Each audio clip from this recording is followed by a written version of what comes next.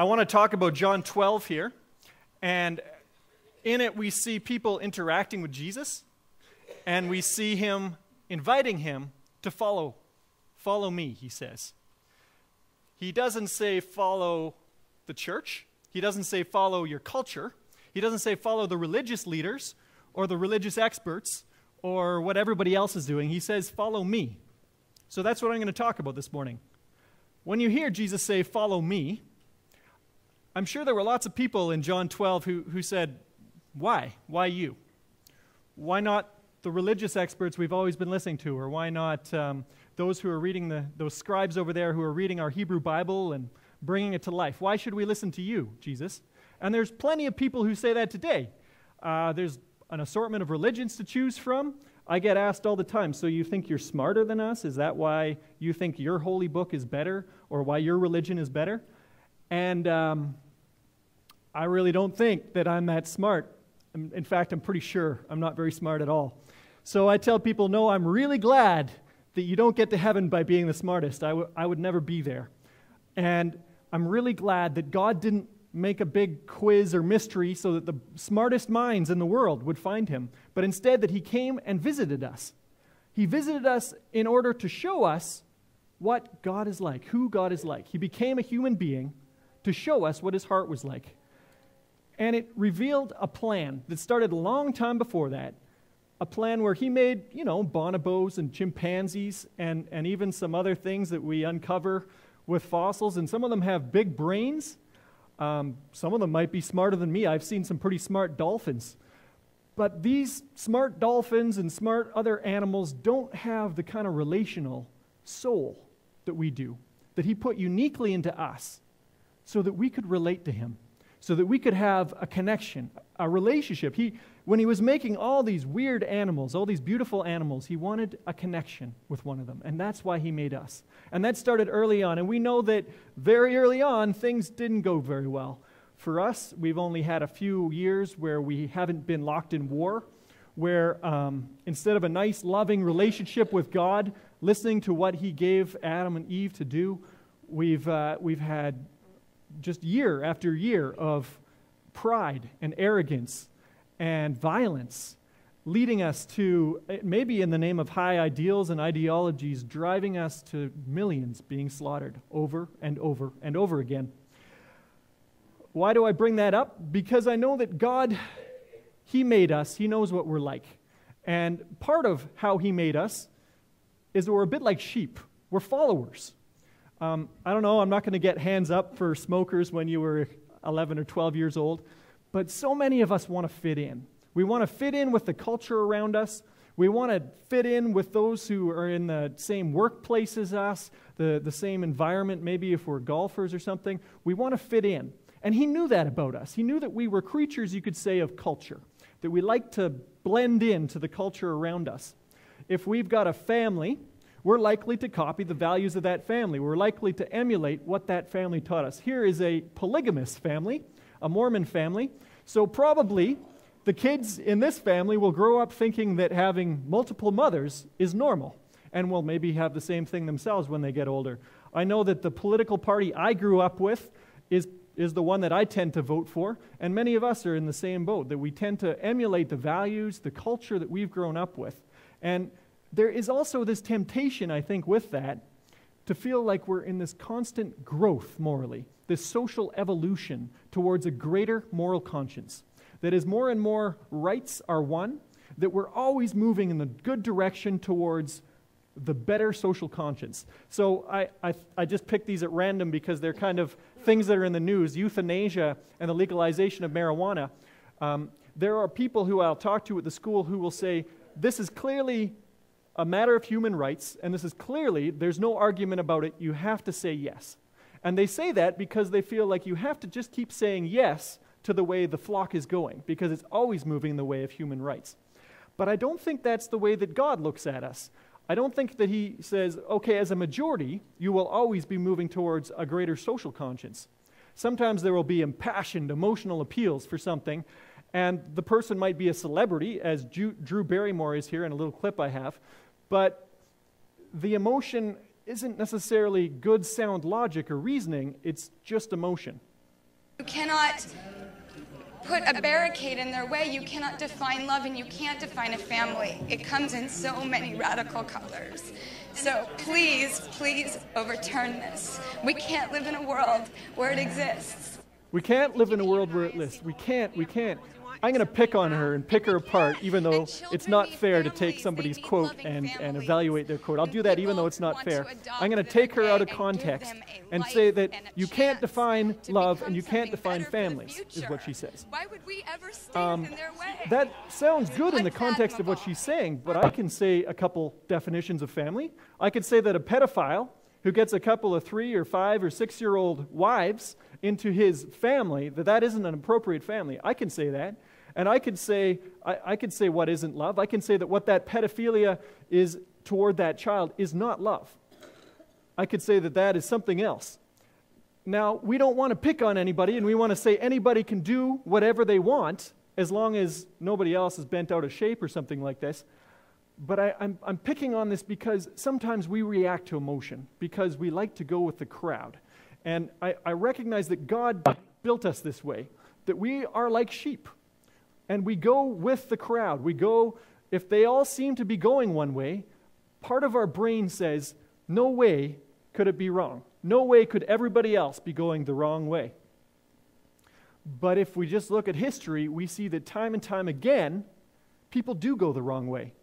Here I have a quote by Hitler, and I took out his agonizing voice here. But what he's talking about is peacemaking. He says, you children, you've got to be peacemakers in your heart. If you want the national identity to be a peacemaking identity, you must have peacemaking in your heart. And meanwhile, what is going on? He's plotting against Russia and England and America.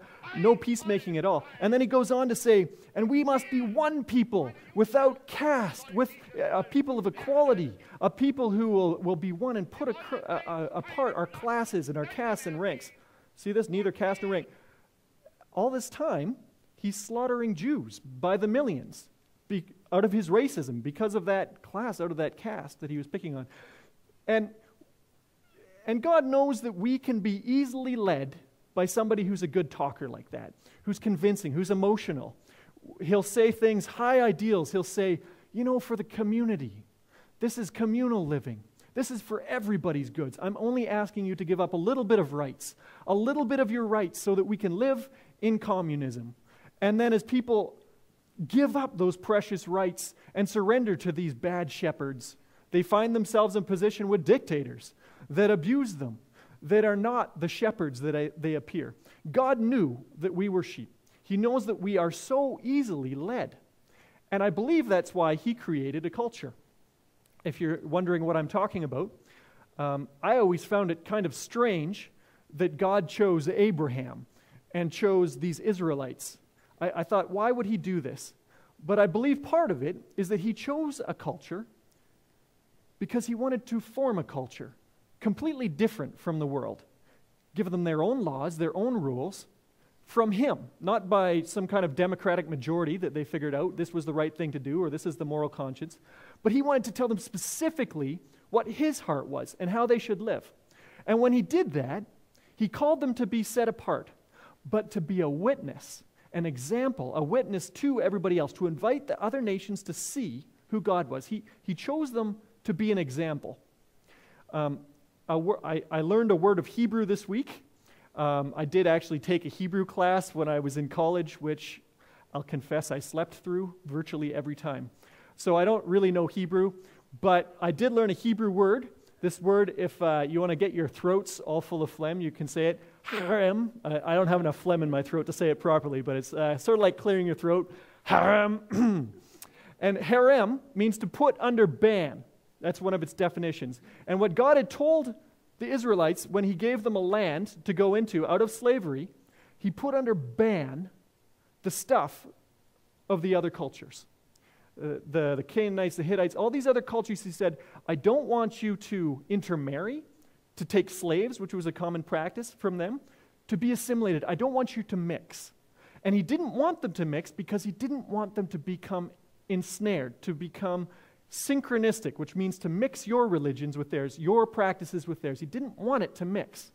Now, does that mean that God didn't want them to have any contact? No, because we see that there's specific laws of fairness, of equality, reaching out to the aliens, to the foreigners in your land, to show them the love of God. So it wasn't so much that there was a rule against contact as a rule against mixing what God had given them with what the behaviors of the land was. And he knew this could happen, and those of you who read your Bibles and know the history know that in fact this did happen, that they very much did mix their religions, and then God had to deal with that.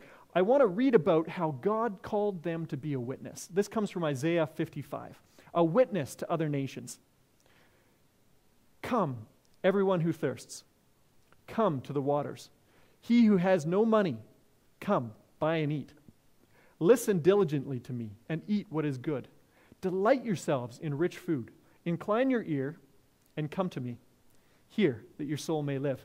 And this is the key part here. He says, he's made them a witness, a testifying thing of God's goodness. Behold, I made him a witness. He's talking about Israel here, to the peoples. Who's the peoples? All the other peoples around them. A leader, a commander for the peoples. Behold, you shall call a nation that you don't know. And a nation that did not know you shall run to you because of the Lord your God and of the Holy One of Israel, for he has glorified you. And in fact, that's exactly what's happened. I'm not Jewish. Some of you might be, but most of us aren't. But all over the world, we've been called to witness the story of this culture he created and how he worked in it. And he put them as a witness. And then, to make the plan more complete, this plan to come and see me, to come and know me, to come and relate to me. This is God inviting us. We know this part. He became a man in that culture, in that Jewish culture. He became a human being to show them what his heart was like. Because things did really go way off base, didn't they? We hear him in John 12 here arguing. And we see through the whole dialogue, John 10, 11, 12, arguments with people in authority. Arguments over how way off base they have been. As we hear him arguing with the people, there are some who are interested, some who are with this very question, why should we follow this Jesus? Wasn't the Messiah supposed to be eternal? But this guy is talking about his death. There's questions in their head. And as they're wondering, why should we follow this Jesus? How does Jesus respond to them? He talks about light. He says, for a brief time, still, the light is among you. Walk by the light you have, so darkness doesn't destroy you. I can just picture somebody who was just telling me the story. Oh yeah, it was at camp last weekend. He was playing blindfold with his brother, and he took it so seriously he ran into a barbed wire fence. So imagine you're blindfolded. You can walk into just about anything. You can have the darkness destroy you when you can't see. If you walk in darkness, you don't know where you're going, it says. As you have in the light, though, believe in the light. And who is the light that he's talking about? Himself. He wants to show them who God is and invite them to himself. He says, follow me. He foreshadows, he talks very specifically about himself being lifted up. And that was language that the Hebrew people understood. They were stuck in the desert. They were being attacked by snakes. And the remedy to the snake bites, when they asked their leader for a remedy to this with Moses, Moses made a cross. We still use the symbol for our pharmacies, the cross with the snake on it. And you look at the cross to be saved. And he uses that language of being lifted up. They understood it to mean death because they said, well, how can this guy die if he's supposed to be eternal? He talked of his death, and he said, now is my soul troubled? And what shall I say? Father, save me from this hour? But for this purpose I have come to this hour. Father, glorify your name. Then a voice came from heaven. I have glorified it, and I will glorify it again. The crowd that stood there and heard it said that it had thundered. Others said an angel has spoken to him. He goes on to talk about the meaning of that death. He says, truly, truly, I say to you, unless a grain of wheat falls into the earth and dies, it remains alone. But if it dies, it bears much fruit. Whoever loves his life loses it, and whoever hates his life in this world will keep it for eternal life. If anyone serves me, he must follow me. I'm going to read this again in a paraphrased translation called The Message, because it's key. It's so important to understand what he's saying here. Listen carefully. Unless a grain of wheat is buried in the ground, dead to the world, it is never any more than a grain of wheat. But if it is buried, it sprouts and reproduces itself many times over. In the same way, anyone who holds on to life, just as it is, destroys that life. You can think of going along with the culture, going along with the status quo. But if you let go of all that, reckless in your love, you'll have it forever. You'll have life forever, real and eternal. If any of you wants to serve me, then follow me.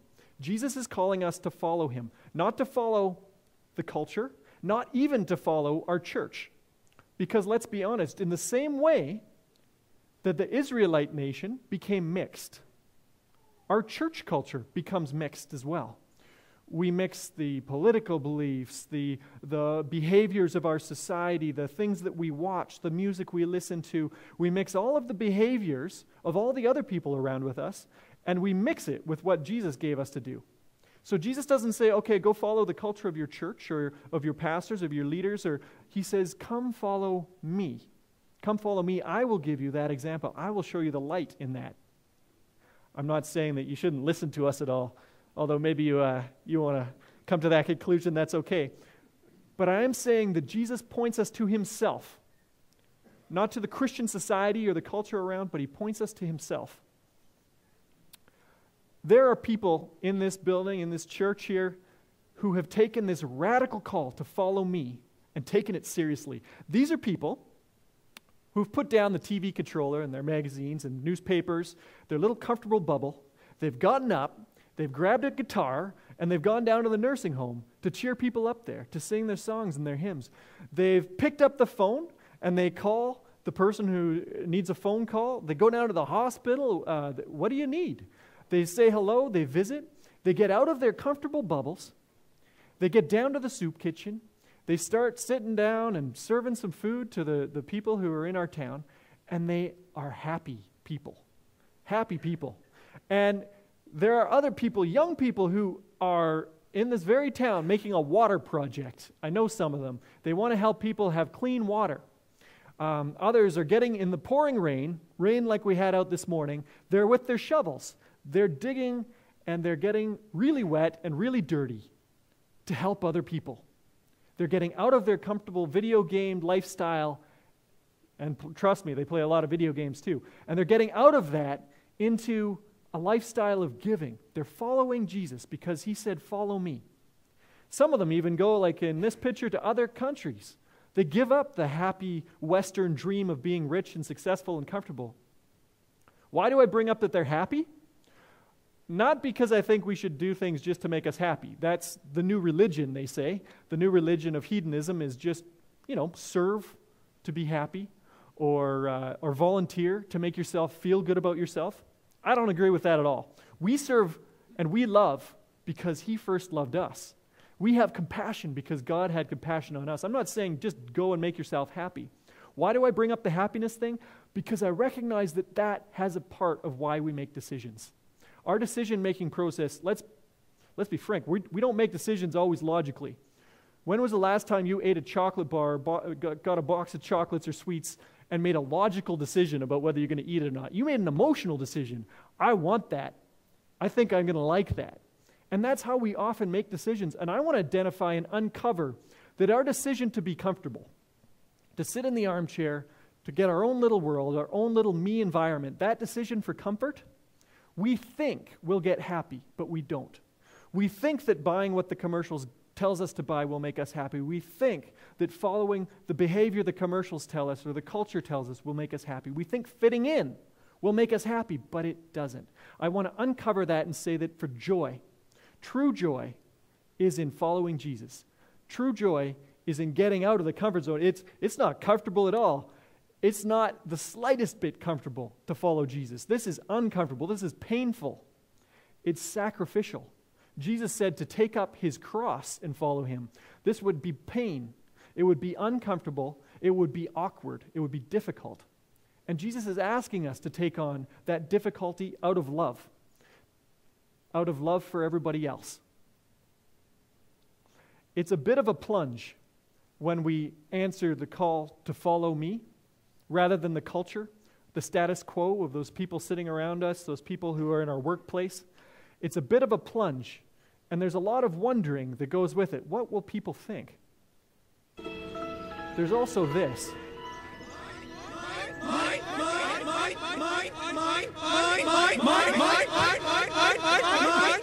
There's something to give up. There's something to give up here. If you've ever seen Finding Nemo and the seagulls, we've got to give up that mine. Mine, my life, my happiness, my money, my decisions, mine. I hear this from, I don't know if she's in earshot right now, but I hear this from Lexi from time to time. Mine, it's not Nick's toys, it's mine. And then I have to take it from her and remind her who bought the toys, and that maybe I just have to take it away if she can't share. And sometimes God the Father has to do that for us. Oh, it's not yours. I made it all. I made all of the creation. It's not yours. It isn't. It's not even your life. It's not even the air that you breathe belonging to you. I gave it all to you. It's not yours. We have to give up that concept of mine. Back to John 12, we have people discussing, like I said. We have people who are processing, can I trust this man? Can I give my life? Can I take this plunge? And right before, in the beginning of John 12, I was going to read the whole chapter because I love reading the whole chapter and giving lots of context, but I knew that I would bore you guys to tears if I read it and you wouldn't listen to it anyway. It's hard to hear a whole chapter of somebody reading something aloud. But at the beginning of that chapter, in Lazarus, we read about how they were talking about Lazarus. They were saying, should we kill this guy? See, Jesus had brought Lazarus back to life. And many people were following Jesus because of this miracle he'd done. So some of the religious leaders were like, maybe we should kill this guy Lazarus. You see their flawed logic? They're like, maybe if we kill him again, then nobody will follow Jesus. They're desperate. They see lots of people following Jesus, and their logic has gone all the pits.